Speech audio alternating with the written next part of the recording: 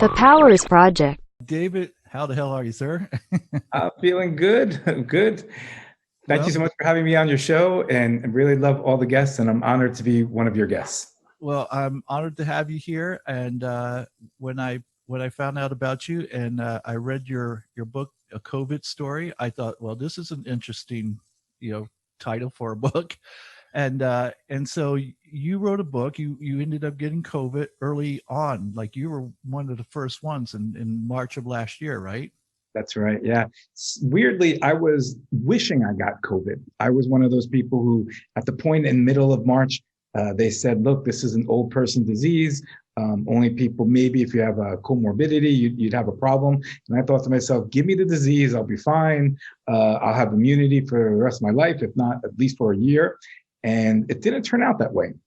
Yeah, it doesn't sound like it. So, all right, so you're one of those people like you thought, oh, I can get this, get over it, and I'll be done with it.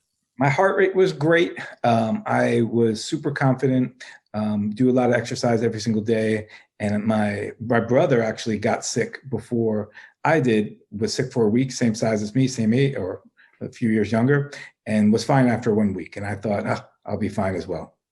Okay, so I'm going to ask you a touchy question here. So, Yeah. were you wearing a mask at the time? Well, to be fair, I do now.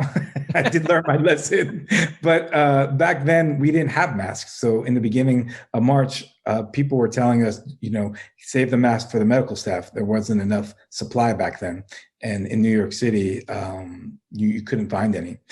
So no, I wasn't wearing a mask, but I was socially distant. I only saw my brother and nobody else. And so I'm pretty sure that's where I got it from. Yeah. That was one of the things I wanted to ask you too. So you think you might have got it from your brother, and before we get into exactly what you went through when you got it, um, did anyone else from your family or friends group, did anyone get it from you? Do you think, or? I don't think so. Nobody told me because I wasn't in contact with anybody. I was really by myself in my apartment, and yeah, that was so. Nobody got it from me, I don't think, and certainly I didn't get any of that feedback. Well, that's a good thing. One of the things that I really enjoyed when I read your book is that considering the severity and of what happened to you, you write your book with a sense of humor. And so I was like, this is a man who could find humor in anything. If he can find it and he's like near death and he can still find a sense of humor I go, he's got to be a special person. So I definitely wanted to meet you because of that. So I mean, there were some things that were genuinely funny. Like I remember when I woke up, and the best experience was when I looked at my Amazon bill and there was like nothing there. It was zero for the first time in forever. It was the best. I walked out of that hospital and everything was great until I got the hospital bill, which nullified any bit of that. Yeah. So, and, there's some things that like, anybody complains about their life. You say, you show them a missing finger and you're like, hey, I had COVID. I was in the hospital for 3 months and a coma for a month. And you kind of move the conversation pretty fast from them to you. And there's some great things. And but yeah, I also in the book I try to make it lighthearted. Everybody has COVID fatigue, so I make it lighthearted because I'm lighthearted. And some of the experiences were super interesting. Like in when the only reason I'm missing one finger, but originally I was going to miss 3 of the fingers and a bunch of toes because I had dry gangrene. And the doctors put leeches on me to suck the blood. I didn't know they still use leeches, but I woke up and they told me about that. They're like, yeah, the leeches saved you. And they drew the blood in because it's a circulation disease, right? And I'm thankful. While I'm missing a little bit of one, I've got the other ones, and I got my toes, which is pretty exciting. Yeah. Well, see, I don't think people understand exactly like how dangerous COVID is and was, especially for you, for certain individuals. And it's like you said, you and your brother are pretty close as far as age and size and everything else. And yet your brother got a little sick and here you are, in the hospital for 3 months and in a coma for over a month. You go, where's the rationale behind, how does that happen, to you and not to your brother, and Well, did he's always had better luck than me, so that might be part of it. But it definitely, and if I might add, my heart stopped 4 times. They said I was the sickest person in the COVID in the hospital in the COVID ward, and most people who were as sick or even close as sick as I was didn't make it. And so, yeah, it's just amazing how it affects some people, not others. And by now, this was back a year ago. Now we know that it's going to affect people differently, and yet still people are careless, which is just astounds me. That, like, look, back then I didn't know better. Now we know better. right. And I find it amazing because I do go out quite a bit, and I do see people out in the stores and out in the restaurants, and they won't wear their mask, or what they'll do is they'll wear under their chin, because if you walk in, they tell you have to have a mask, and they're almost like petulant children who are going to go, I'm not doing it, like I'm they throw a fit. And I go, what is the mentality behind somebody who, even if you don't care about yourself, that you don't care enough about other people, and I'm not even talking about strangers, but the fact is that if you get this, you could give it to people that you love, and it's as if they don't think of that, or they just don't care. And I don't understand people who think like that. Yeah, I've given this a lot of thought. Given that I was hit pretty hard by it, and why aren't people taking this more seriously? And I do think part of it is people are more thinking of their own freedom than they are of consequences. And we're creatures of the moment. We're thinking, hey, what can happen to me now? It's not going to happen. I was sort of like that myself. So I'm the poster child for, hey, actually, this is not the best way to think about this. And then we also have we live in a conspiracy-based Yes. country, and some of those conspiracies are there for good reason. The government has done some things that are wrong, and sometimes experts are wrong, but that sometimes doesn't mean all the time. And so, right. Exactly. And then I go, look, you're absolutely right. There are some conspiracies out there that are absolutely true. The unfortunate part is that, as you said, they're not all true, and so we have to use some sort of logic when we're picking and choosing our conspiracies. And when people say, like, oh, the government's trying to control us, I go, the government already controls you. I don't know why you think wearing a mask, all of a sudden you're under control. I go, it's no more than when they tell you you have to wear a shirt if you want to go inside of a restaurant or a store. It's for public health reasons, and your rights don't trump the health of society. It just doesn't. And I had a friend who argued with me, and I said, so let me tell you.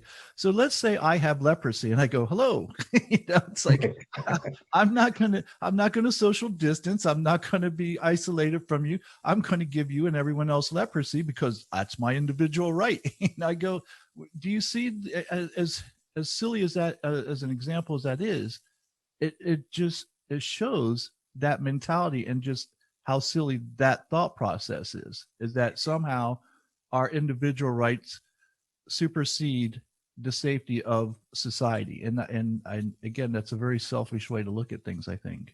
how did your friend retort to that? He didn't. he Good argument. he was silent about it, to be honest with you, because he still didn't want to give in. That was the thing. He didn't want to lose ground. And so, but he didn't have a comeback, so he just sort of ignored it, as many people do. And and again, it's unfortunate because we've become such I think, and you would probably know as well as anyone, with the experiences that you've had, that people are just very self-centered, and they don't think that. Now you're a teacher, a middle school teacher, right? I am, yeah. Do you see this in kids today? Do you see that amongst your students, where kids are just self-centered as well, or is this just an adult thing? It's not worse. I've been teaching for 30 years.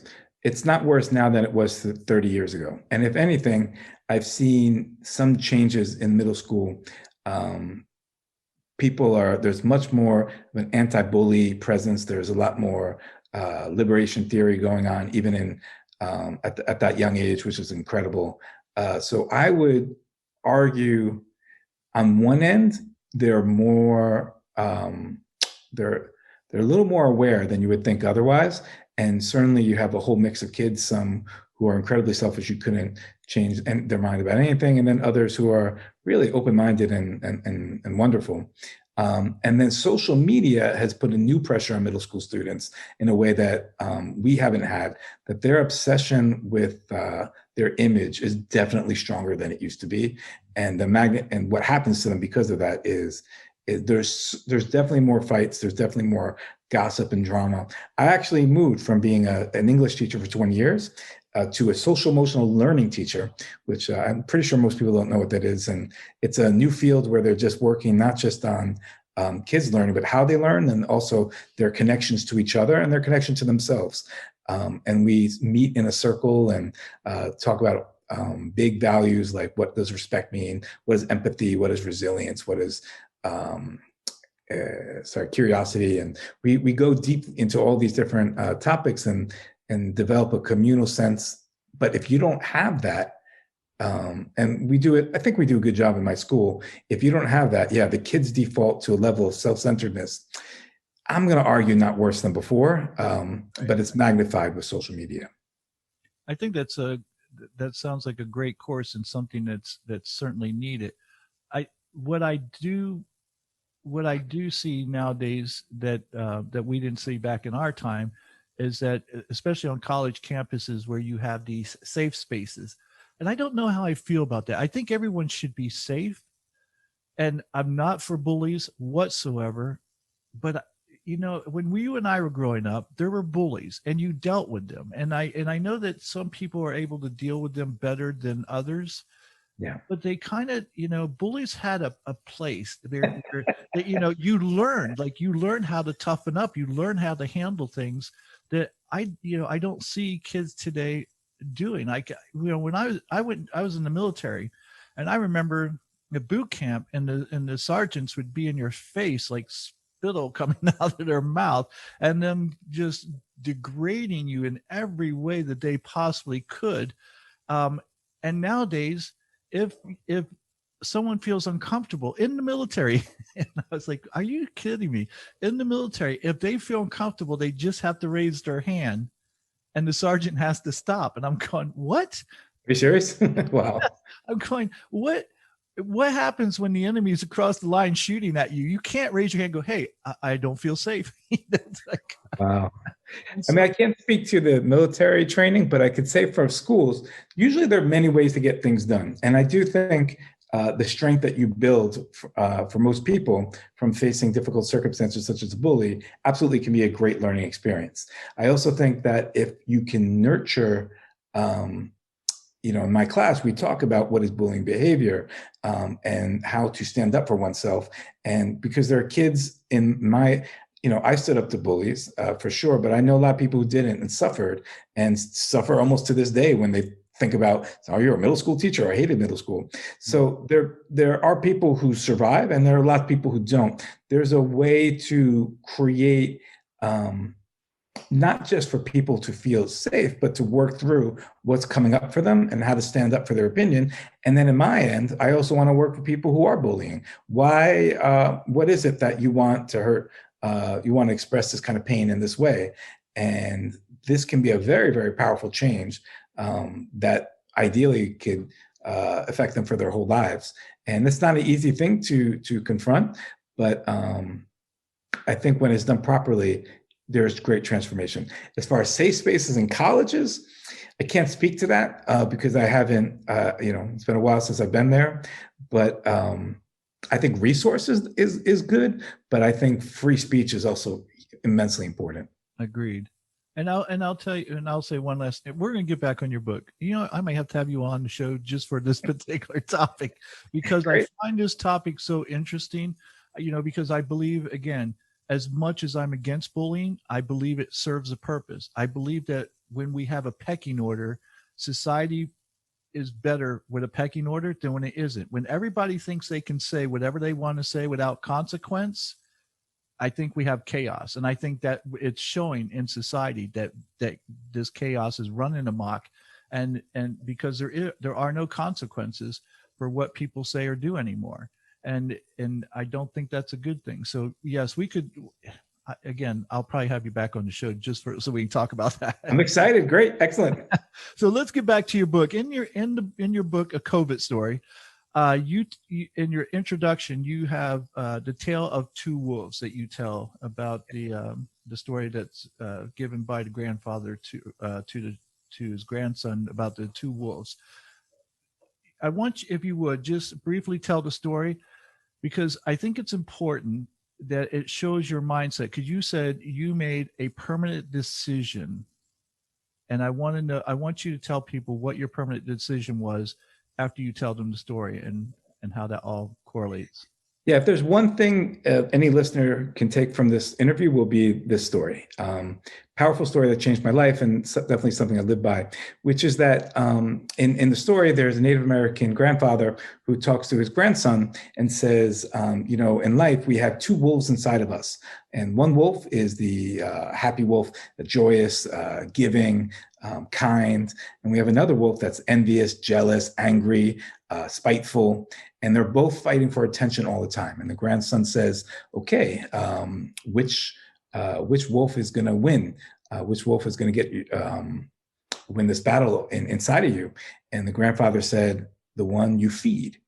And I thought to myself, my God, it took me a while to get that. And I heard it a few times, didn't get it. And the time I got the most was when I woke up from my coma. And when I woke up from the coma, I felt so much loss. I thought my life was, before this, was just not, I felt like a failure. I felt like I didn't really do enough. I only cared about myself.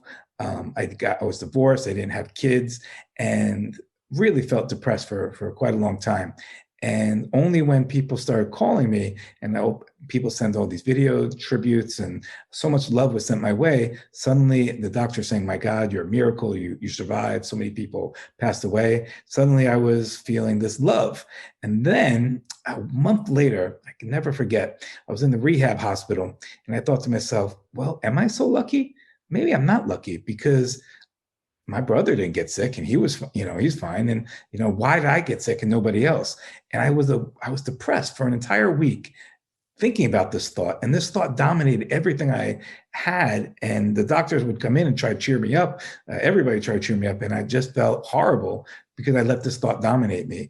And that's when I made the change. I said, this thought, and then I remembered that story that I heard a long time ago, and I was like, no, there are two wolves at me every time, and I'm feeding the wrong wolf. It's not working for me. And it's funny how thoughts work, because thoughts project a level of, I'm seeing reality as it is. And this projection of the mind tricks us to thinking whatever we're thinking is correct.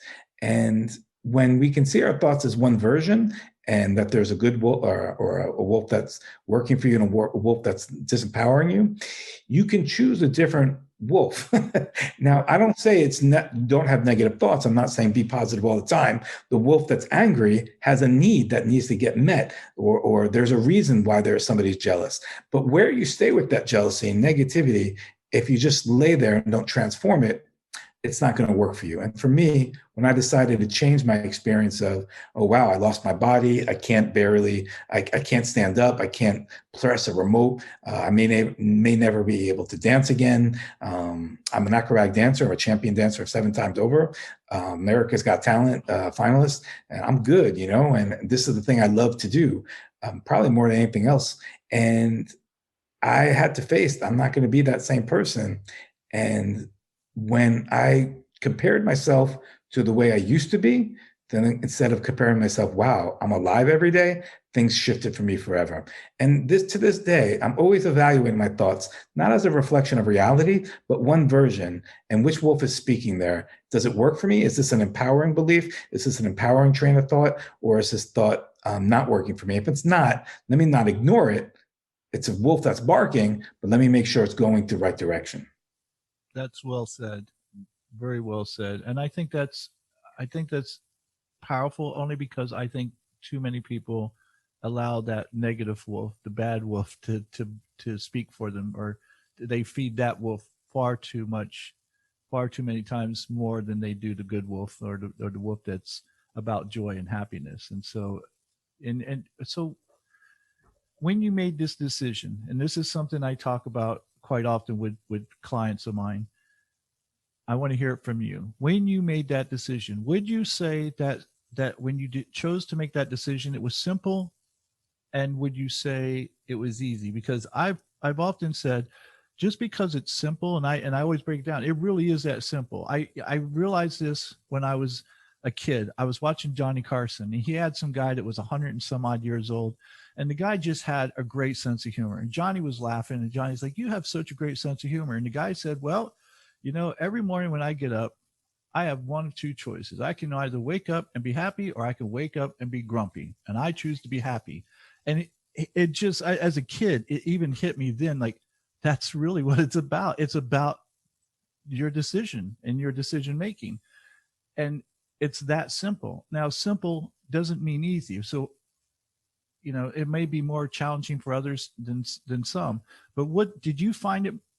Did you find it to be a simple answer, and did you find it to be easy, or did you find it to be more challenging? I say 4 or 5 things. Definitely easy. And it was easy because it wasn't working. And because I've done a lot of reflective thought my entire life, only when I was able to separate my thoughts from what reality is and saying one version of reality, with that perspective, it was easy to jump to something that was better. I'm also a trainer for nonviolent communication, which is the belief that we all have human needs, and every thought and action are an attempt to meet a human need. So I was able to translate, okay, I'm having all these negative thoughts. What is it that's going on? There's a need that's wanting, that wants attention. And as I was thinking this negativity, really was progress. And I wanted a sense of, and mourning. I really had to mourn. And this mourning thing is a little tricky because there's a self-pity version of mourning that gets you stuck in a wolf. And there's the letting go. And there's a choice of accepting reality, mourn the way you need to mourn, and make decisions about how you can improve. My dance partner was great. I could only move one arm for many, many months. And she told me I was really depressed one day. And she looked at me and she asked me what's going on. I told her I was depressed. And she said, "Dave, that arm is going to be the arm you're going to dance with joy, grace, and beauty. Let me see it right now." And I thought in that moment, I was still stuck in that bad wolf where I was thinking, no, I'm just mad I don't have what I have. But I said, I'll give it I'll humor her. And I tried it. And I went, this motion like this. And I thought to myself, it's like, yo, that feels good. And now I can't get on stage doing that, but I can do it for me. And the shift happened for that I've always been a performer for others my whole life. And suddenly I had to shift to, okay, I'm going to do this for me. What does it mean to relive my life? That means with different priorities. So if I'm going to perform, I'm doing, like the other day, it's going to sound, I called the producer for America's Got Talent a few weeks ago. I said, yo, I want to come back on and do, the COVID story, coming back and still doing acrobatics. A year later, I'm able to do some stuff. And I was a little bit late. He was said, well, we're just wrapping up for this year. Let's do next year. And I was like, oh man, I rehearsed that day in a way that I haven't rehearsed maybe my whole life, because I've always wanted to do a show or work on an partner acrobatic to entertain an audience and get money and who knows what else. And that moment, it's like, wow, I've just been training for the last few weeks for this opportunity to call the producer, and he just shut that down. Why am I even bothering? I did the rehearsal anyway, and I had the best experience. Different, not because it was spectacular. For me, it's not a big deal, but I'm lifting up over my head and walking around, and can do that with my right arm, not my left yet, getting there. But just with that, I was like, I love doing this. And my experience was loving it for myself rather than doing it for others. And this whole experience of COVID and reevaluating, waking up and looking at what's important and has profoundly shifted everything I've done in life. And I'm very thankful for that. It's funny. I think you mentioned. I can talk forever. No, no, please do. I want you to say, I want you to. You have freedom to talk as much as you want, because what you're saying is powerful and it's important. And I hope that people listen carefully to the words that you're saying, because if they listen to you with an open mind, they're going Yeah. to find the answers that they've never found before. So please, Okay. So people, I want to shift into this dream I had when I was in a coma. And it's a very funny thing. In a coma, they ask, are you thinking or not thinking, or are you awake? And you're not conscious the way you are now. But I'm telling you, man, when I woke up, I had this reality we're in now was gone. It was not what I was in. I was in a month of dreams of dancing salsa, doing acrobatics, doing big shows. And the reason why is because my lovely dance partner had the nurse 24/7 putting our salsa shows and the salsa music on for some, it's funny. People say, oh, do they really feel? No, I know for a fact you get like, and there are things that people said that I said later, like, when they spoke to me on the iPad, they weren't there. And it definitely came through. But so there's this one dream I had after dancing for longest time.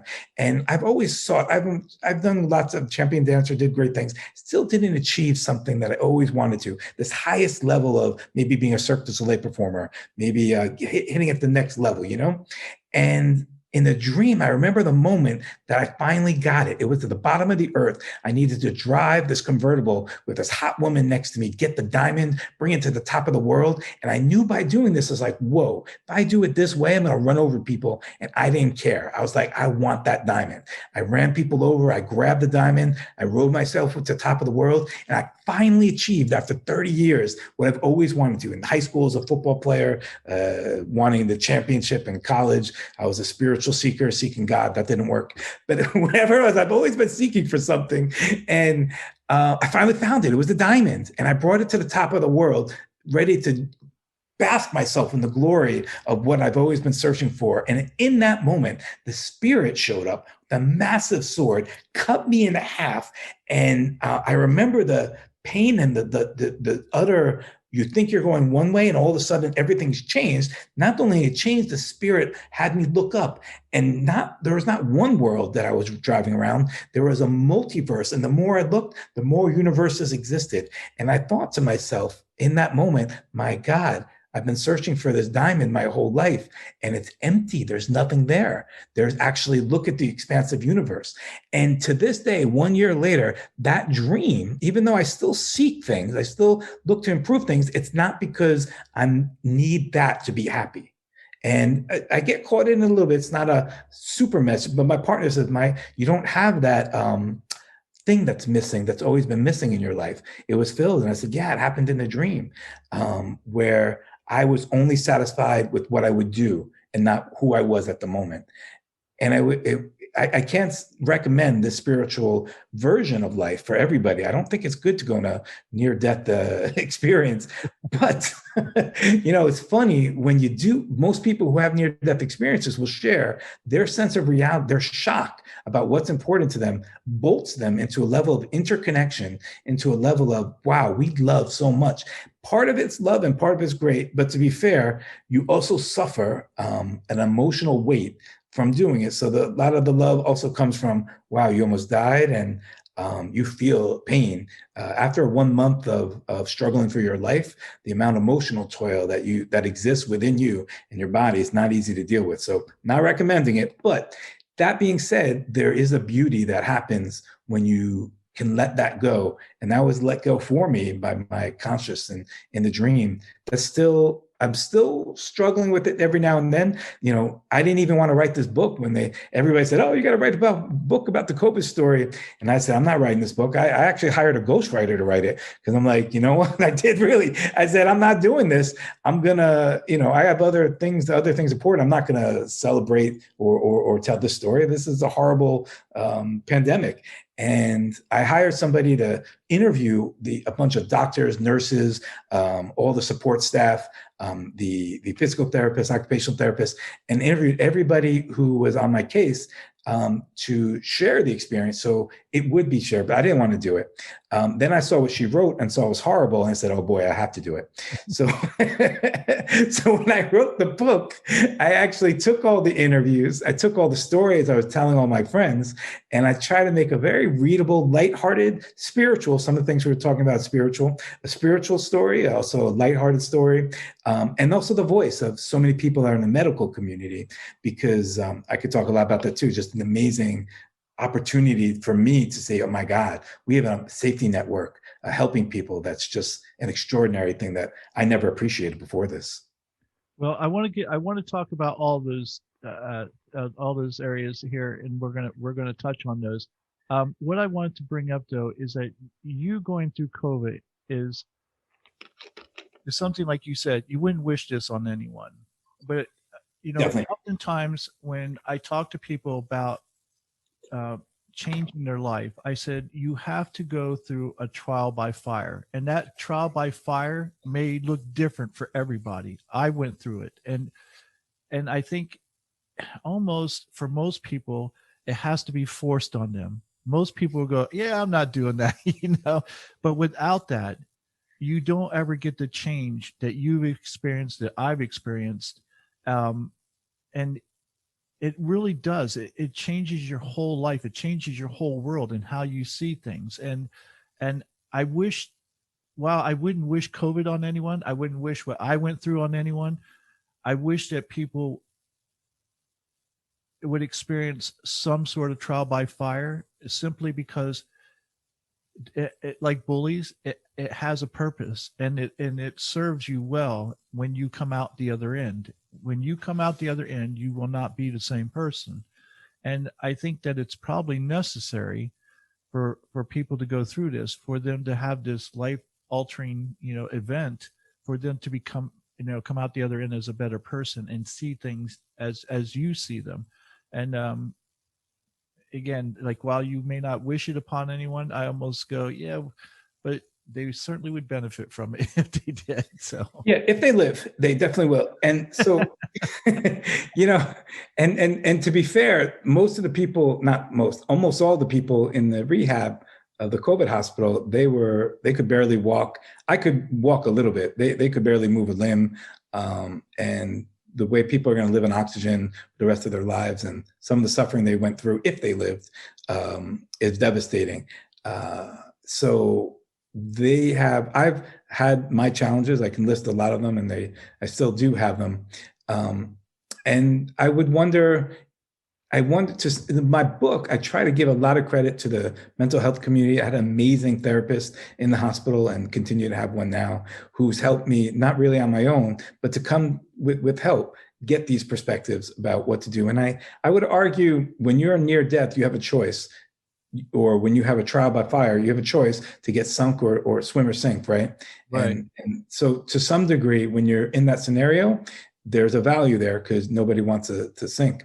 But I would argue that with enough support, or if you can take these challenges that are in your life that aren't the worst trials, but the trials every single day for everybody, and work the mindset of making the best out of each life, there's room to improvement. Now, that being said, I agree with you. I would never have had the depth of my spiritual lessons without this trial by fire. Right before the coma, I spent many years. My partner and I split as a married couple, and my performing career definitely went down quite a bit.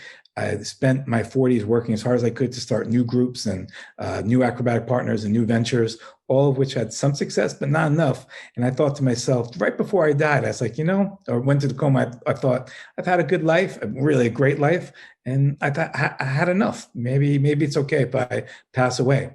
And I could tell you, one of my dreams when I was in the coma, I knew the moment I was going to die. I met a spirit that looked like a Japanese Buddha. I'm pretty sure it's a Buddha. I'm not 100% sure. But I met this Buddha in a theater. And in that theater, I said, oh, whoa, you're the gateway to the other world. And I thought, I'm not going to die, am I? And the Buddha didn't have words for me. The Buddha just instead painted a white stripe on the side of his face to indicate to me, Yeah, the word without words saying you're dead, sorry, and felt so much compassion and sorrow that this was going to happen. And it was that moment I said, "Wow, I'm 48, and I had a good life. Maybe I thought I was wanted." I was like, "No, I will live. I will not die." And actually, forget everything I said about things being okay. You know, and to 1 year later, I still have that energy, man. I'm like, boy, I got projects up the gazoo I want to finish. I'm every day I'm making sure I'm making the best of this. And I was asleep before that, man. I was not appreciating the world. And being that woke me up. And the Buddha said, look, I'm gonna give you a chance, but boy, it's not gonna be easy. You're gonna work harder than you ever have for your life. And I remember it was a huge long trial, but yeah, I fought for my life and I'm super happy to be here. Well, from what because I read your book, and that part of the book, you said you asked the Buddha, can I live? And he's like, nope. Can I live? And he's like, nope. And you kept begging him till he finally said yes. I was like, see, there's the squeaky wheel getting the oil because the Buddha's like, all right, already, you can live. I mean, maybe the Buddha was like trying to set me up to really push me towards really wanting Right. life back and not making it easy, Exactly. right? Exactly. Because if you had gotten it easy, you may end up still taking it for granted.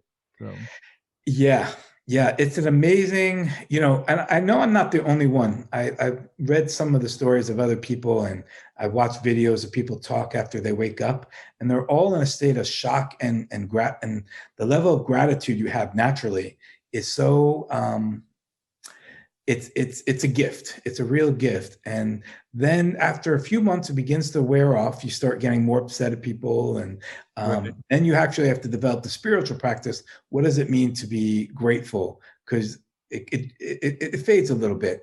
And each day now, that's 1 year later.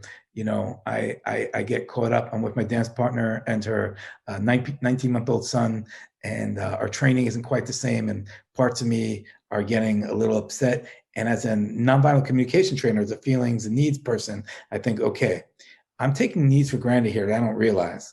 I was lonely a month ago. I'm with the person who I love the most in the world, and this beautiful child I'm taking for granted. And I just absorb the love I've had for this child and my friendship for my dance partner. And it doesn't matter if we train that much. What matters is the connection we have. And when I fill my body with that, it doesn't come naturally. We're constantly looking for what we're missing because we grew up that way, missing something always. We're always growing up like, I watched this 18-month-old, now 19-month-old, and I could see the way he lives. He lives with so much love. And I was thinking, man, I know I didn't grow up that way. I was always chasing after love and chasing after being, getting approval, whether doing well in school or messing around with my friends or whatnot. And whatever it was, I was looking for it outside, couldn't find it inside. And I'm now well awake to what does it mean to fight that old pattern of not getting it, looking for it outside, and now like saying, look, let me look at what's really going on for me. Yeah. You said a couple things that I think are extremely important. One is gratitude, and I think in our society today, we have such a sense of entitlement in our society, especially in this country, and it's because because we don't know what it's like to be without. Not That's right. truly, I mean, not since the Great Depression have the people of this country ever sacrificed and realized what it means to go without, to literally not be able to feed your family. And and I think that what you went through and what the others have gone through is that you lost almost everything. And so when you come back from that, you're so grateful for having whatever it is that you have. And like you said, it kind of fades over time. And it's unfortunate that, as humans, we have a short memory when it comes to that stuff, because it's something that you have to constantly work at. And something I pick up from you is that it seems like even before COVID, you were pretty introspective, and it takes a really introspective person to be able to realize these things. And so I go, with the challenges that you still have, and you pick up on it, though, it's that much more challenging for people who aren't nearly as introspective as you are. Yeah, I think that's right. And we all just need guidance, you know? And I was just thinking when you were saying like, you know, every year when Thanksgiving comes around, we do a welcoming of gratitude, and having middle school students be great, you know, thankful for what's around them is not so easy.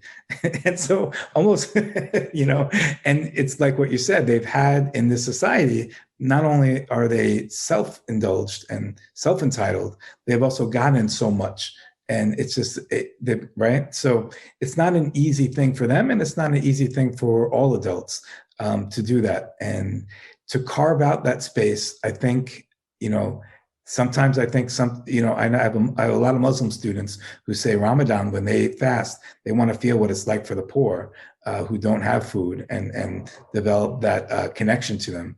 And I thought, you know, I think that's amazing. And how else can we do that constantly so we start appreciating the people in our lives? Yeah, that's, and if you know what, if you find the answer to that and people implement that, it'd make the world a better place for sure. Yeah, definitely. You at the beginning of the book, in your introduction, you talk about two spiritual guides that you had, Athena Malloy and Greg Wolf, and you thanked them, and you said Yeah. that they were with you astrally. So I Yeah. want to ask you, are you speaking figuratively or literally? Like, are you talking about the like astral projection? And on top of that, did you experience that while you were in a coma? Did you ever experience where you were above your body, where you could see the doctors, you could see the people, you know, in your room and things of that nature? Yeah, my last memory before they intubated me was just telling the doctor that I wanted chicken sausage when I woke up, because I just found I just had found out that, you know, you could order, you know, the menu was not, you can ask for what you wanted. I was so excited, but they just put. I was like, the moment I found out, they intubated me after 5 days in the hospital. I was so upset. Um, and then I do have a regret that people say they touch God when they're near death. I didn't have that experience. I can say that what I did experience was um, afterwards, I know that I connected to a higher force, and then coming back to this world was very hard. And for months, every time I slept, I touched that world and then want to wake up again and think to myself, oh boy, I don't know about this world. Maybe I should have stayed in the other. And I know that that's not just for me. I know that there are a lot of people who have that same experience, you know, yeah, for waking up from is very hard. I'm sorry, there's a little noise in the background, a little Oh, noisy that's there. okay. So, but I think the original question, if I remember right, is the I'm a spiritual person, but I'm an evidence-based spiritual person. Like I need evidence. I know there's a Holy Spirit out there. There's enough like coincidence. Either there's a Holy Spirit, or this is the great simulation game beyond anybody's like imagination. It's like, wow, whoever designed this video game is incredible. One or the other, there's something out there going on.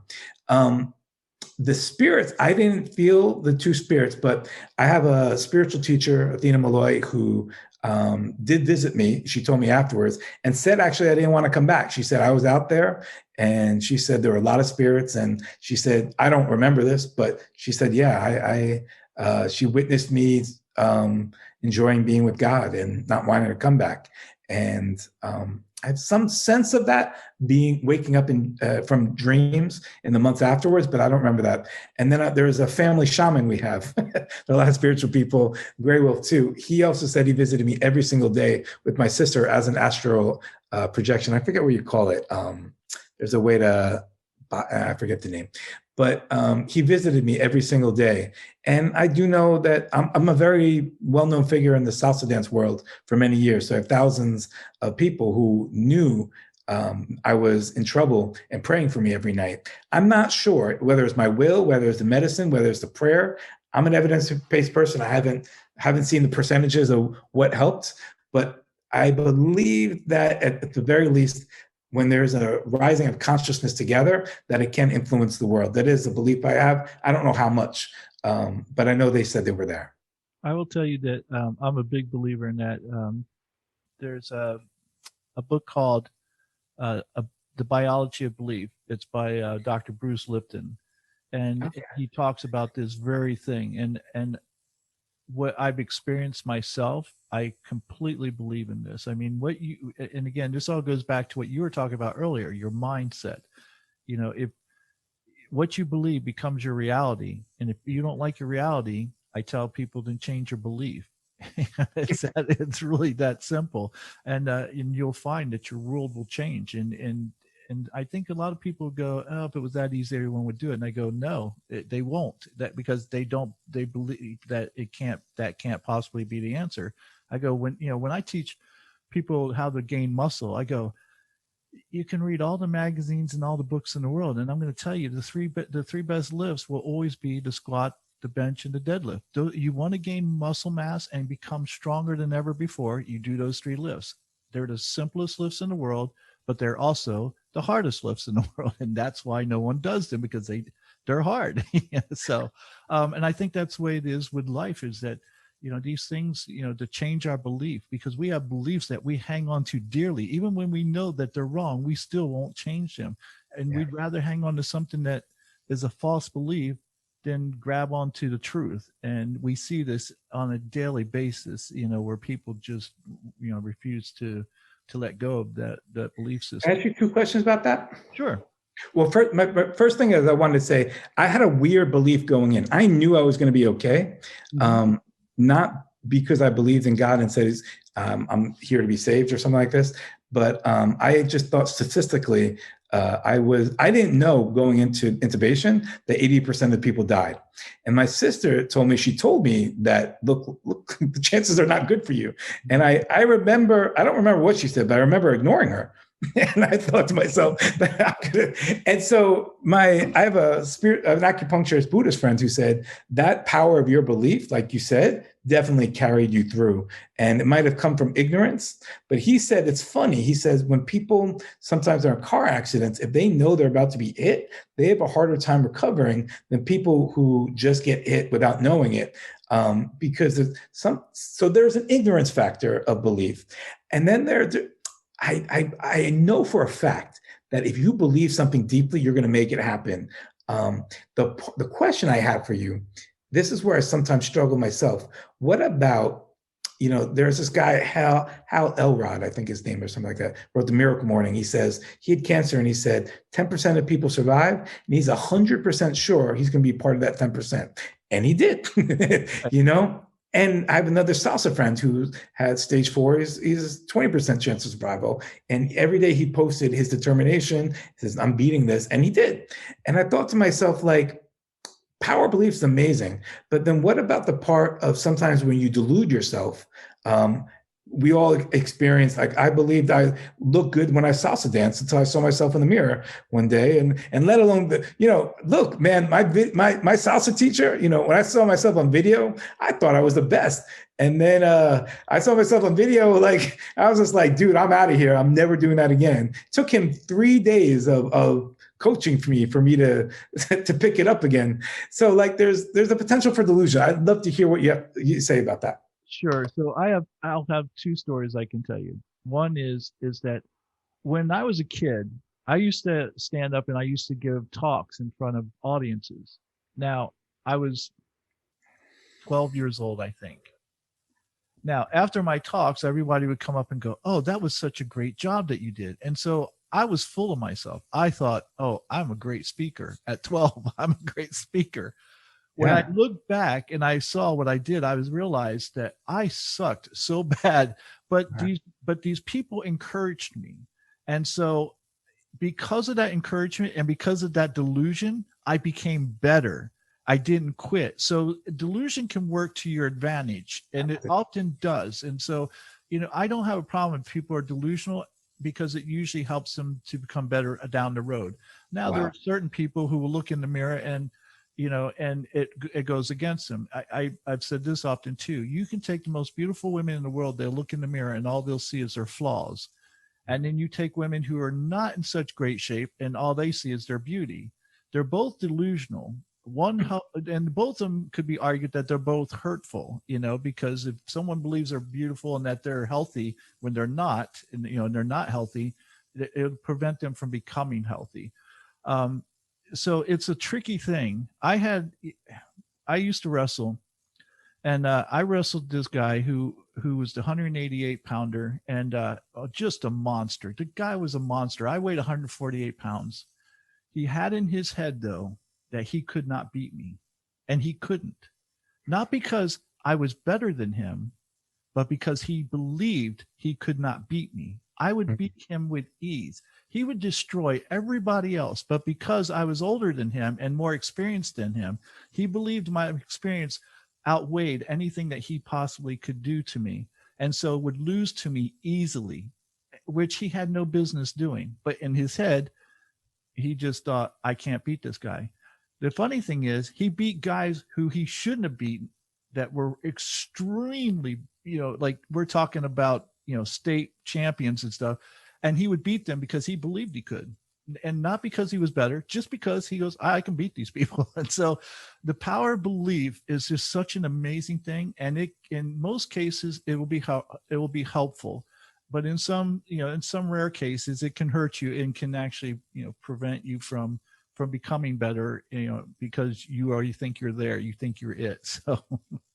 So interesting. Thank you for sharing that. And it reminds me of, in basketball, there's a sports commentator, Bill Simmons, who started, I'm pretty sure it's him who started saying that player, he has irrational confidence.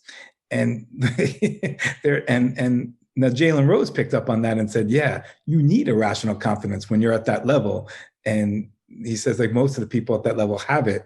And it's interesting that you can benefit from that. And just in a few scenarios, it might not work for you, but it's gonna, more often than not, I think you said almost always, or like very rarely it doesn't, you'll find the support and you'll make it happen. And I guess like part of that is like, one of the things, because I coach a lot of students, my middle school coach and a life coach, and we work on life goals a lot. And one of the things that hardest for middle school students is asking for help, probably for adults too, right? And getting support. And believing yourself doesn't mean you keep doing the thing that doesn't work, but you can reevaluate it and then believe in yourself to find the solution or to find the support you need.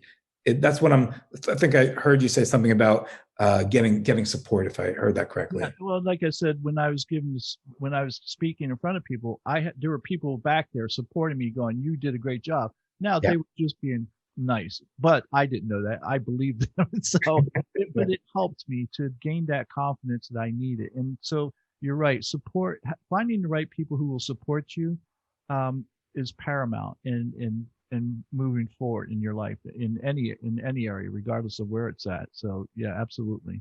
Well, and speaking of that, so were you ever cut off or isolated from your support? Because I know during COVID, like a lot of times the family was isolated from the person who was sick. And so did that happen to you? Yeah, I'm laughing because, I woke up and my system was so fried, my body, I didn't want support. I was like, I remember waking up and my first thing was, just let me get some water. And they couldn't give me water because I had a tube that I was breathing through my throat. And they said, I would choke on it or something.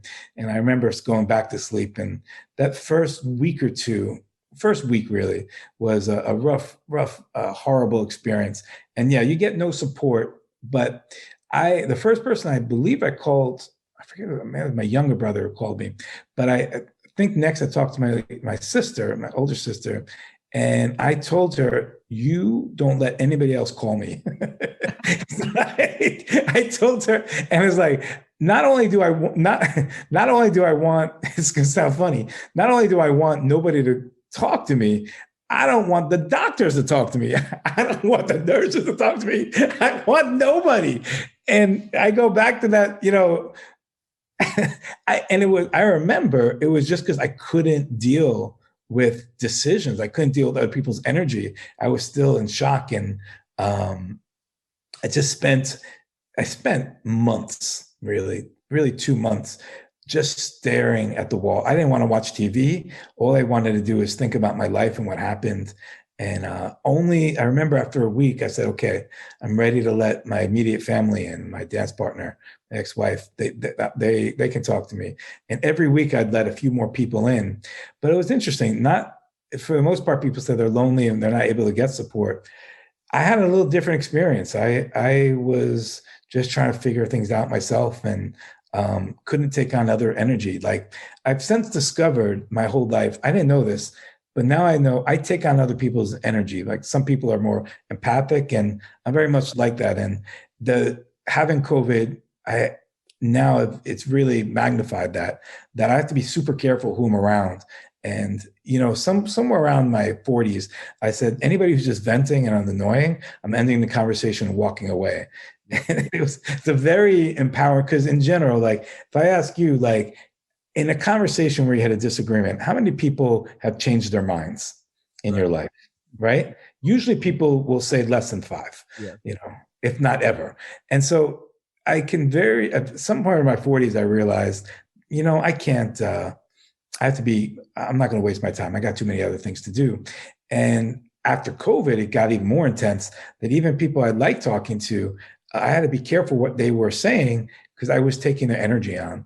And it's been a very interesting experience. It's a challenge, really quite a bit of a challenge to monitor that.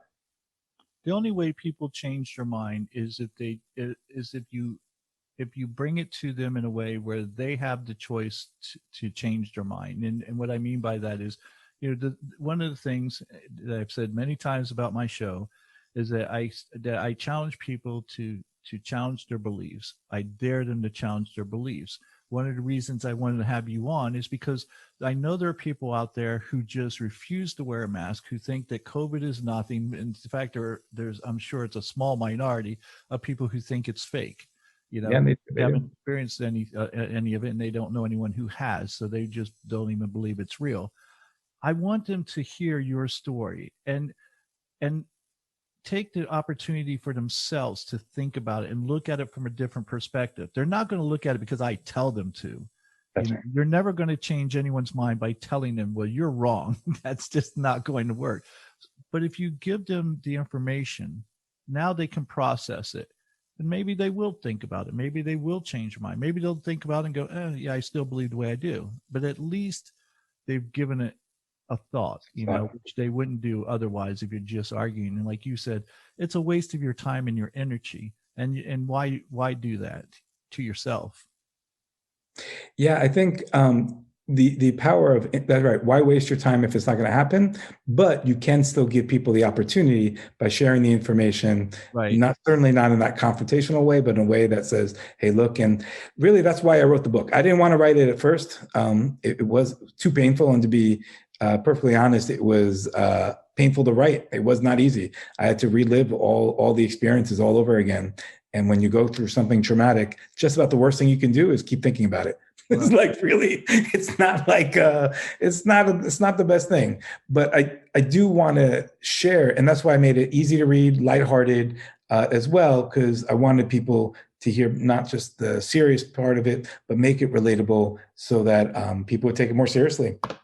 And I think you did a great job of that. If anything, you might have made it, and I don't want to say you made it too lighthearted, but I found myself laughing. I go, this is a serious topic that he's talking about, but I find myself laughing quite a bit because not just are you funny, but your brother's funny, your friends are funny. I mean, when your brother said, his birthday was April 11th, and your heart had stopped, and he said, he goes, and just like Jesus on the next day, he rose from the dead, but that's where the similarities stop. Yeah. And your friend said, Rob, he said, oh yeah, I was texting you and I was trying to get information and I thought he ghosted me. And he goes, well, I guess in a way he did. I said, when you're surrounded by people like that with such a good sense of humor and such a positive energy, that's got to help you, through this process. And that's the other part I wanted to share in the book is the caretakers for me have been extraordinary. Anywhere from when I got home, every single day, meals were planned out. Either there's takeout or people would come and eat with me outside because they knew I was struggling. I got phone calls every single day, just sending love, if not phone calls, videos. And more than anything else, people would say, what do you need? And it's funny, I had my dance partner, she would send an email to anybody who wanted to contact me, that just know he's not all there, and I wasn't. He's gonna probably want to talk for 10, 15 minutes. Don't be upset if that's it, because he might just shut you off. And I often did. That's like, look, and I'm done. Because, people sometimes they say they want to help and then they're talking about their own problems. I can't tell you how many times that also happened. But yeah, having people's positivity and belief and love. I experienced more love in that first few months than I had my whole entire life, and an appreciation for, I woke up thinking I was not significant. Here I did teach thousands of people to dance, performed in front of millions of people on TV, had thousands of kids I've tutored and mentored in school. And I woke up thinking I didn't make a difference to anybody. And, part of that is being a middle school teacher, where it's hard to make a difference. And they're only going to tell you 7 years later, like, man, you were my favorite teacher. Oh, you were the best. And meanwhile, you're like, oh, you drove me crazy. Like, you didn't change one bit. That's one of the things that shocked me the most when I read your book, is that I don't think you realize, like, you seemed genuinely shocked about how much people loved you and how much they supported you. Like, even with the teachers at work, they started a GoFundMe for you and stuff, and they wanted to do something because they loved you. And it seems like you weren't aware of this. You weren't aware of the impact that you had with the people around you. I wasn't. And to give perspective, it was because I was seeking, the only love I was looking for was societally deemed acceptable, being married with kids on one hand, or being a superstar performer. I was good, but I always wanted the next level. And I felt if I didn't hit that, anybody's appreciation of me, and I did get appreciation a lot, was insignificant compared to who I wanted to be or the impact I wanted to have with others. So the middle school teacher is probably one of the harder jobs to realize your significance. So I was just referencing, and a lot of people reached out to me afterwards and told me, just so I was sharing, that, wow, we love you and thank you. And I was thinking the whole time, this, it's going to sound harsh. My first reaction when I woke up, I think it was my younger brother told me that all my students that year, it's hard for me to say this. My students told my brother how much they loved me and missed me. And my first reaction when I heard that was, oh, they just want a good grade. I don't believe that. And it was only when I saw the e-cars, I'm like, oh, maybe this is authentic or something. So yeah, man, I really didn't know it. And part of that was difficulty in middle school. But, my partner and I, we've gotten dozens of standing ovations in our performing career, if not like quite a lot of success. And those moments will feel appreciated and loved, but it was never enough. And it was never feeling like I made the impact I wanted. And to be fair, it wasn't. I was looking for something different. And now I'm shifting. Part of it was shifted for me, that to just appreciate the love I have. As the other day, somebody smiled at me when I was feeling a little down. And that smile changed my entire day. And we don't know the impact that we have on people. And it's actually, I think, more truth to assume that we're profoundly connected to others than my assumption that we're disconnected. And the interconnection I found through my experience woke me up to that in a way that I didn't know, significance-wise, and certainly with my relationships. I completely agree with you, especially with the connections. And I think that if we allow ourselves to be happy, and it really is about allowing ourselves. I think that many times we walk through life because of, all we hear on the news is everything's horrible. And so we believe we have to be upset all the time. But if you allow yourself to be happy, you'd be amazed if you just knew how much you impact other people's lives. Like you said, this person smiled at you and probably has no idea the impact they had on you that day.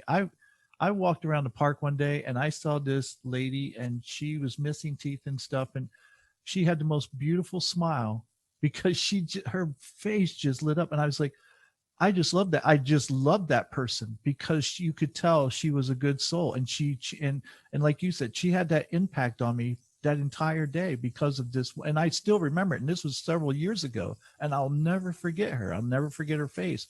And she probably has no idea how she impacted me because of just that one smile. And I think if we allowed ourselves to be happy and thought of and wasn't so self-centered, we could have that impact on each other more often than we think. Yeah, more. I think it's for to find it. It's to find that happiness is to look for it in the present.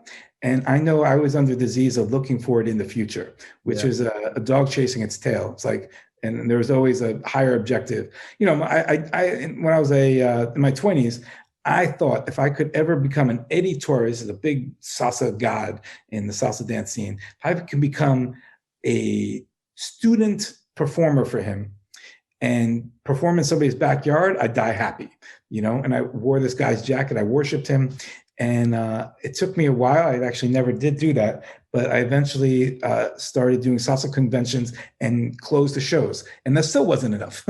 And that became a big shift now, where even I get my biggest lessons from this 19-month-old kid who finds joy in putting a hand in between a cushion or in between two cushions and just exploring that. I think, my God, I forgot about the joy of walking down a ramp and running, going, la, la, la, la, la, la, you know, like this. I'm thinking it's been a new priority of mine to just enjoy these wonderful things, whether that are with us now, to be happy, and not so much for me not to allow myself to be happy, but allow myself to notice the things that make me happy, and then the things that don't, where can I guide myself to have a better life?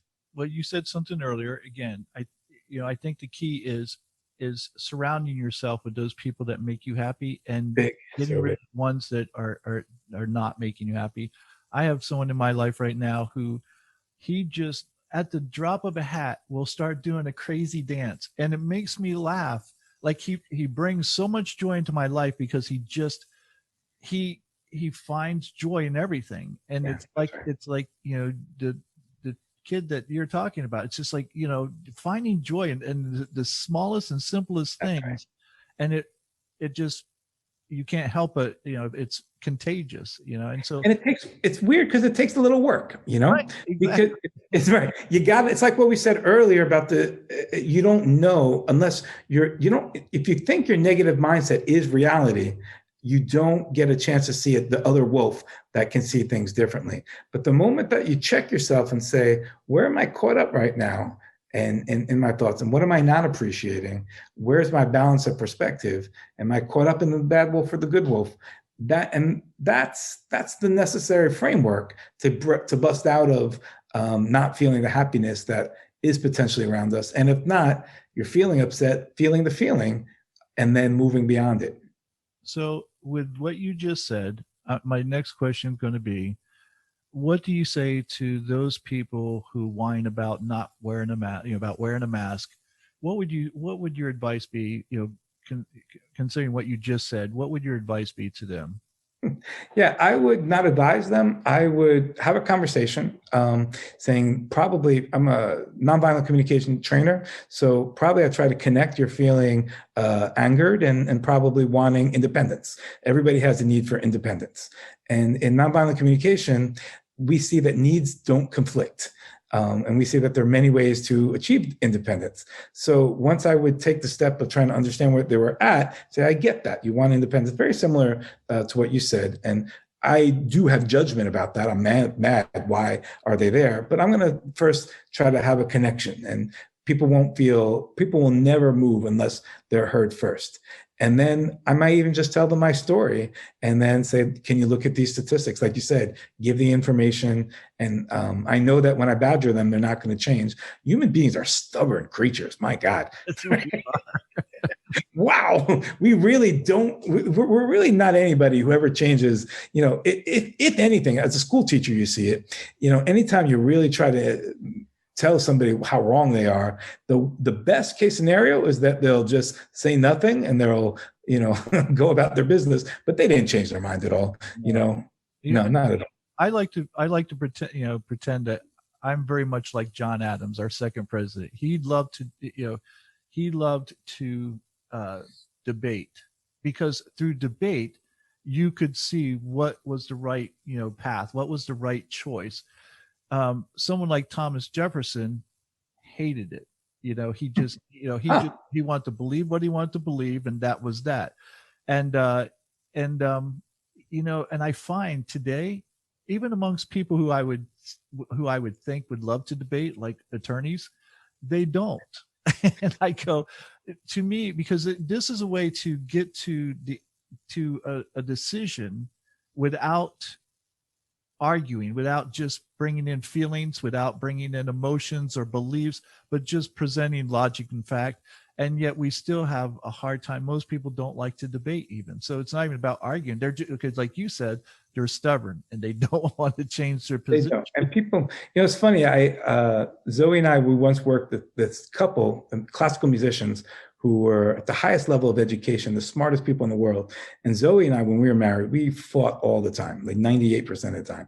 And I thought to myself, when I met this other couple, I was like, I know they're so smart, way smarter than I am. They'll be able to figure out the conflicts that I have. And I asked him, it's like, how do you deal with your conflicts? And he says, we don't. We fight all the time. And it's all based, all of us, if I really look at it, and I really admit the truth, we're both trying to be heard at the same time, and as smart as they are, right? Like the people who are lawyers, they don't get divorced any less than the rest of the population. They're like, maybe. You would think they would get divorced less, and like psychologists and sex therapists, nope, they get divorced just as much as everyone else. So you're right. It's amazing, right? So like, yeah, I did this training about 3 years ago. You ever hear of Braver Angels or Better Angels? Yeah, it's this wonderful organization. When the right and left were getting just more and more divided, this organization had people from either side of the aisle, 7 on each side, and go through a one-day training of listening to each other and training how to listen. And they do it beautifully. You separate into your own left and right, or red or blue camps. You start expressing what your stereotypes about them, what your stereotypes about you. You get heard first in your small group. Then you get heard by the others. And only at the very end of the workshop do you then ask questions of the people on the other side of the political spectrum. And nobody ever changes their minds. It's a fact. They've done research on this, but the respect is there, And it's a beautiful, beautiful thing to see that, because I don't believe it's very rare to change somebody's mind, and to change somebody's mind about the mask. No matter what logic you present them, people have a different logic to hit you back and say why it's not true. Okay, so I'm going to ask you this because I want to see if your answer is the same as mine. Do you find yourself more able to change your mind and be more open to listening to people who have difference of opinion with you?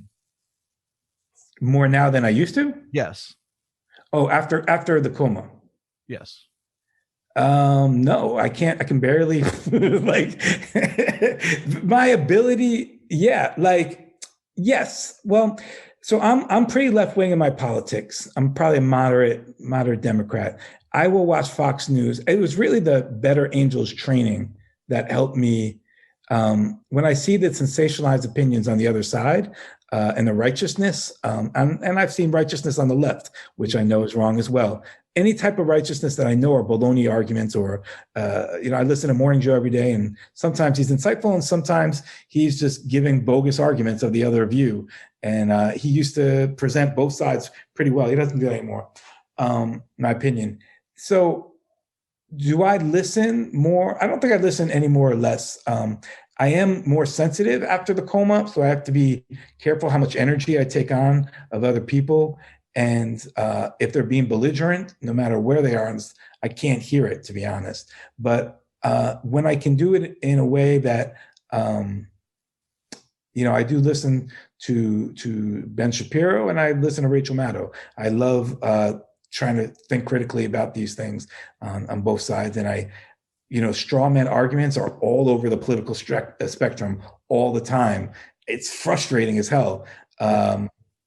And yeah, to be perfectly honest, the more I think about it, I wrote 2 books, 2 adolescent books called Middle School Election and Middle School President.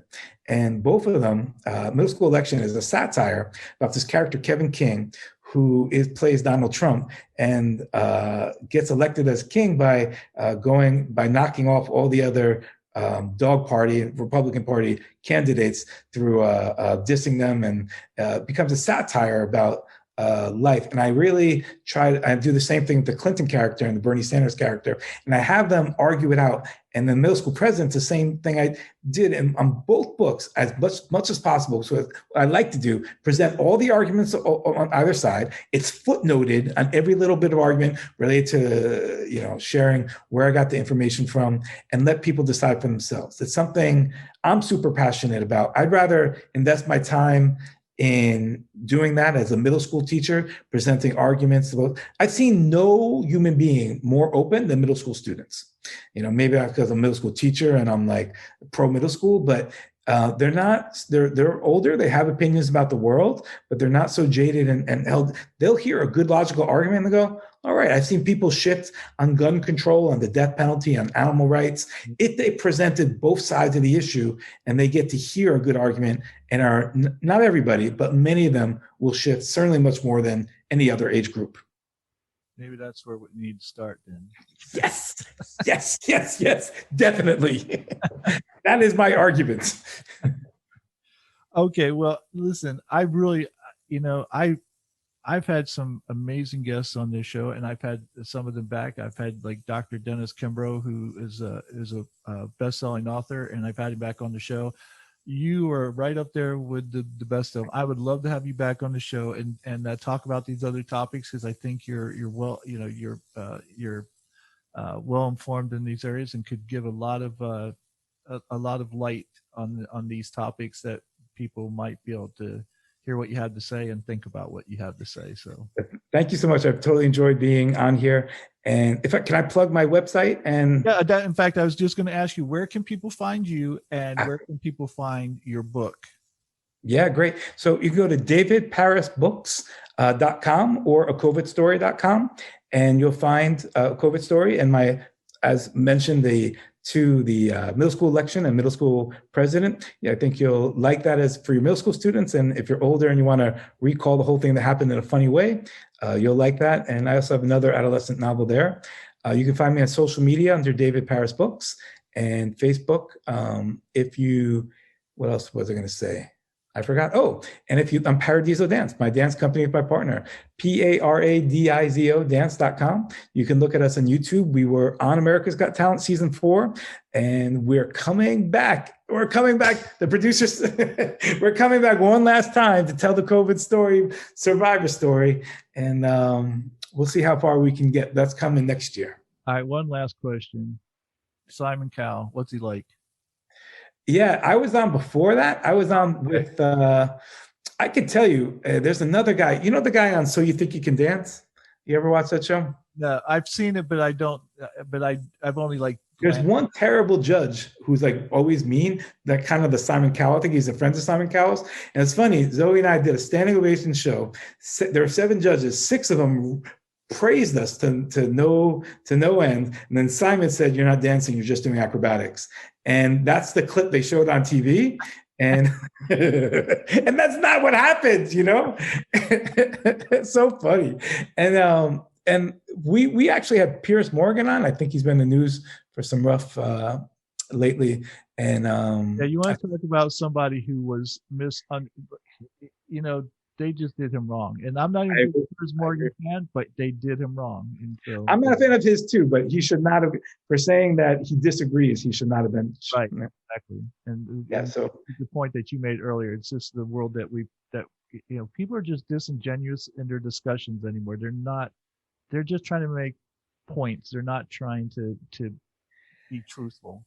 We're going to take that on. I'll come back for that one. Sharon Osbourne spoke up on Piers Morgan and she got fired, right? Yeah. Unbelievable. It's ridiculous. We're going to definitely come back and talk about this. So. That'd be great. So Piers Morgan was super interesting. David Hasselhoff, Sharon Osbourne was super sweet. And you don't get to see them much. You only see them really in front. But I do remember walking backstage after one of our round 2 or three, I think round 3, and Pierce Morgan just happened to be walking too, and he goes, "Hey, good show, man." And I felt, oh, this is off TV, and he's saying that. That means we're doing all right then. And that was like, he's like, yeah, I felt his vibe. He was a really good guy. That's very cool. Yeah, I think he is. I think he gets a bad rap because he was criticized heavily because he asked a question to a trans person, and he was genuinely asking because he wanted to inform his audience, and they took as though he was, trying to belittle the person. I go, that's not what he did at all. And it's again, it's about winning points. It's not about being truthful. And then, until we start being honest, I have to tell you, I'm a big fan of Friedrich Nietzsche, and he said, life is dishonest.